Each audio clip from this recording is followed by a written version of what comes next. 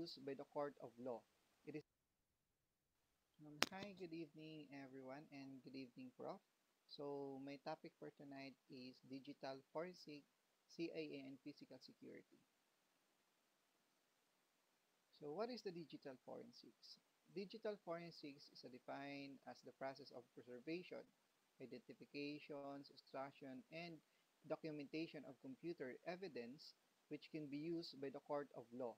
It is a science of finding evidence from digital media like computers, the best techniques and tools to solve complicated digital related cases. So So here's the here's the objective of objective of computer computer forensics. forensics. It helps It to helps to recover, recover, analyze, analyze, and and preserve preserve computer computer and and related related materials in materials in such a such a manner manner that it that it helps the helps the investigation investigation agency to agency to present present them them as as evidence evidence in in a a court court of of law. law. It It helps helps to to postulate postulate the the motive motive behind the behind the crime crime and and identify identify of of the the main main culprit. culprit. Design Design procedures procedures at as a a suspected suspected crime crime scene, which helps which you helps to you to ensure ensure that the that the digital digital evidence evidence obtained is obtained not is not corrupted. corrupted. Data Data acquisition and acquisition and duplicate, duplicate, recovering delete recovering delete files and files. deleted partitions from digital media to extract the evidence and validated them. So it helps you to identify the evidence quickly and also allows you to estimate the potential impact of the malicious activity on the victims. It's producing a computer forensics reports which offers a complete reports on the investigations process. And the last one is the preserving the evidence by the following of the chain of custody. So here are the process of the digital forensics. We have five, which is the identification, preservation, analysis, documentation, and presentations. So identifications, it is the first step of the forensic process. The identification process mainly includes things like what evidence is present, where it is stored, and lastly, how it is stored.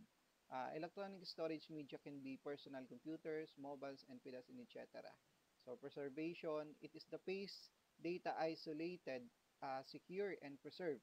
It includes preventing people from using the digital device so the digital evidence is not tampered with. So analysis is the step investigation agents reconstruct a fragment of data and draw conclusion based on evidence found. However, it might take numerous iterations of examination to support a specific crime theory. So the next is the documentation. In this process, a record of all visible data must be created. It helps in recreating the crime scene, and reviewing it. It involves proper documentation of the crime scene along with the photographing, sketching, and crime scene mapping. And the last one is the presentation. In this last step, the process of summarization and explanation of conclusion is done. However, it should be written in a layperson's terms using abstracted technologies. So all abstracted technologies should refers the specific details. So here are the types of the digital forensics. This forensics, network forensics, and wireless forensics. So the this forensics, it deals with the extracting data from storage media by searching active, modify, or delete files. The network forensics, it is a sub branch of digital forensics. It is related to monitor and analyze of computer network traffic to collect important information and legal evidence. The wireless forensics, it is an division of network forensics. The main aim of wireless forensics is to offer the tools need to collect and analyze the data from the wireless network traffic. Uh, the, Next is the database forensics. It is a branch of digital forensics relating the study and examination of database, their related metadata.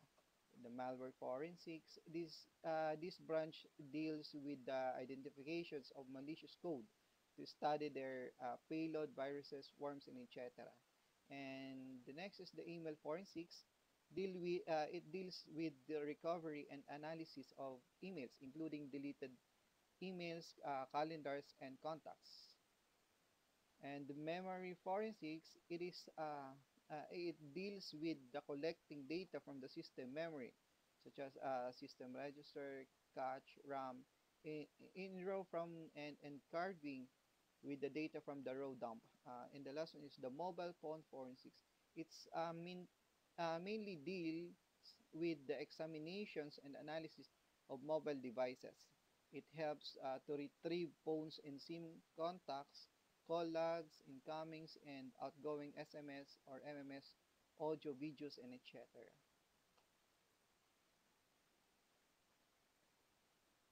Examples of digital uses of digital forensics, which is the intellectual property theft, industrial espionage, employment disputes, fraud investigations, and appropriate use of the internet and email in the workplace.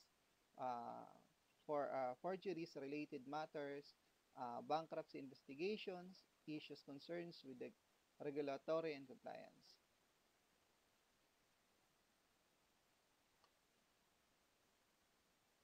So here's some of the advantages of the digital forensics.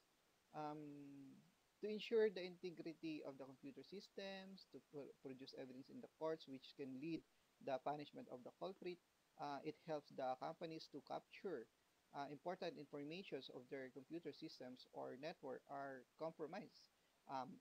Efficiently track down cyber criminals from anywhere in the world, helps to protect the organization's money and valuable time. And the last one is allows to extract, process, and interpret the factual evidence. So it proves the cybercriminal actions in the court. So that is the advantages of the digital forensics. And here some the disadvantages naman of the forensics. So digital evidence accepted into court. However, it is must be proved that there is no tampering, producing electronics records and storing them in an extremely costly affair. Legal practitioner must have extensive computer knowledge, need to produce authentic and convincing evidence. If the tools used for digital forensics is not according to specified standards, then in the court of law, the evidence can be disapproved by justice. Lack of technical knowledge by the investigation officer might not have offered the desired result.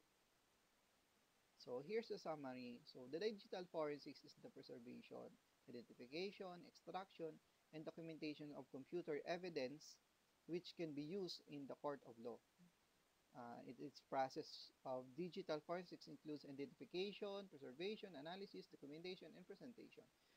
Different types of, of digital forensics are these forensics, network forensics, wireless forensics, database forensics, malware forensics, email forensics, and memory forensics, and etc. And the last one is the digital forensic science can be used for case like intellectual property theft, industrial espionage, employment disputes, and fraud investigations. So let's go to the CIA. What is the CIA triad? So CIA triad is confidentiality, integrity, and availability, also known as the CIA triad. It is a model designed to guide policies for information security within an organization. The model is also sometimes referred to as the IAC triad: availability, integrity, and confidentiality. To avoid confusion with the Central Intelligence Agency, although elements of the triads are three of the most foundational and crucial cybersecurity needs. So here are the no, Here are the three, the triad, the CIA triad. So the first one is the confidentiality. Confidentiality is roughly equivalent to privacy. Confidentiality measures are designed to prevent sensitive information from unauthority access attempts. So integrity, it involves the maintaining the consistency, accuracy, and trustworthiness of data over its entire life cycle. So the last one is the availability. Availability means information should be consistently and readily accessible for authorized parties.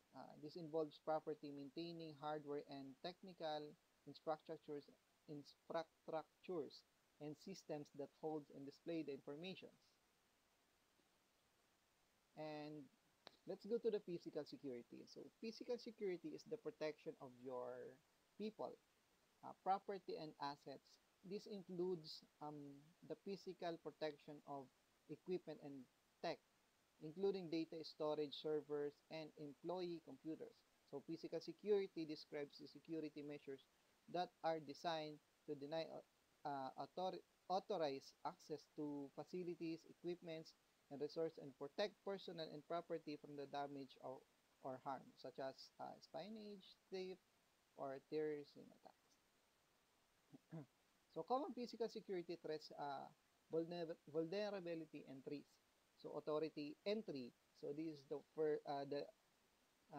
first um, common physical security threats. So this includes tailgating, social engineering, or access via stolen passes or codes. The earliest physical security breach are logically at the first point of entry to your sites. If unwanted visitors manage to gain access, then it is only a matter of time before other physical security threats can occur. So the next is the thief and burglary. So businesses own many valuable assets from equipment to documents and employee IDs.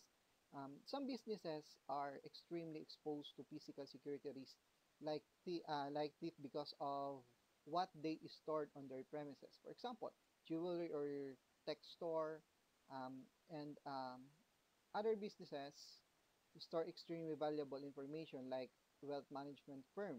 Both business are prime targets for tips, even though their assets are very different. The next one is the vandalism.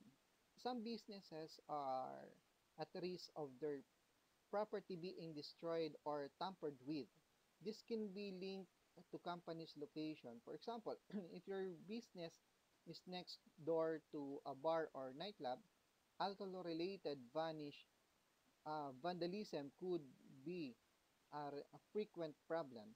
Vandalism can also be ideologically motivated. For example, when activists cause physical damage to a business premises, such as smashing windows or throwing paints. So here's are the levels of physical security. So we have deter and detect. So deterrence physical security measures are focused on keeping intruders out of the secure area. Common methods includes tall perimeter fences, barber wire, clear signs, and stating that the site has active security. Commercial video cameras and access controls. All of these are designed to give a clear message to criminals that trespassing is not only difficult, it is also highly likely that they will be caught. So the next is the detect. Detection works to catch any intruders if they manage to get um, past of the deterrence measures mentioned above. Some criminals might slip in behind an employee, known as tailgating, or they might quickly is crucial. This includes many types of physical security systems that you are probably familiar with.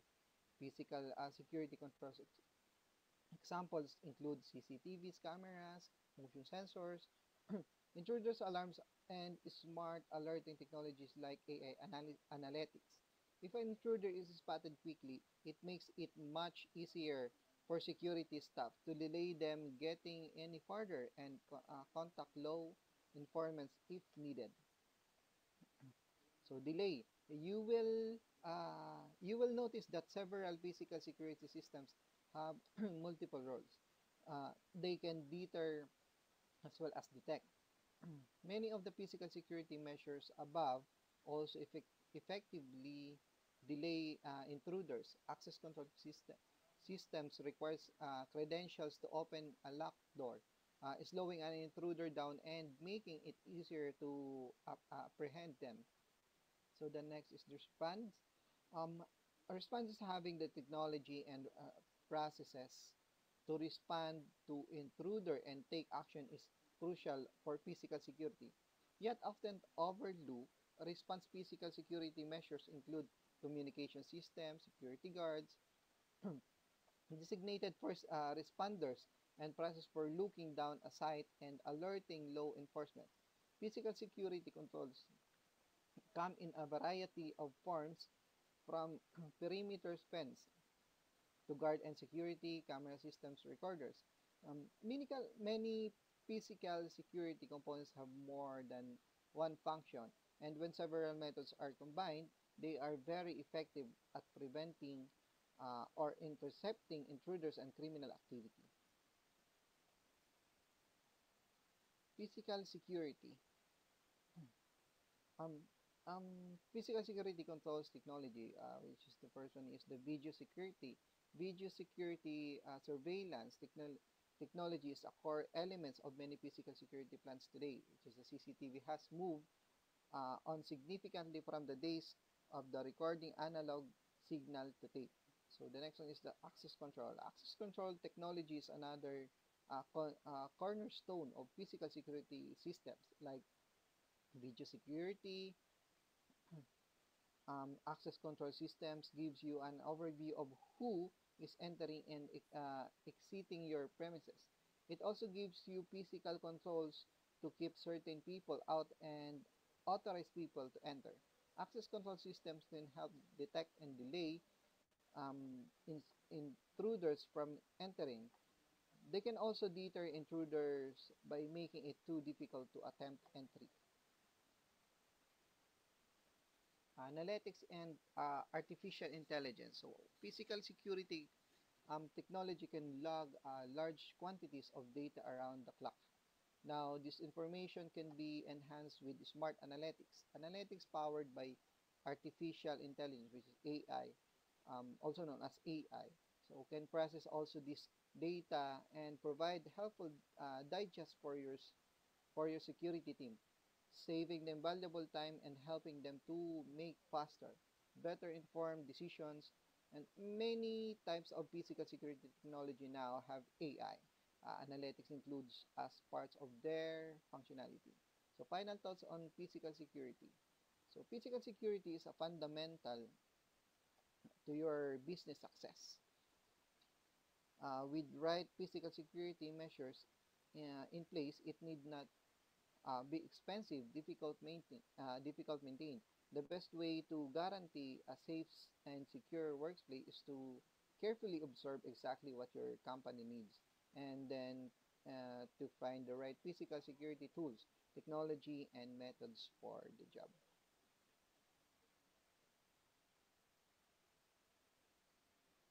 So that's it. So thank you very much and hope na naintindihan po natin. Salamat po.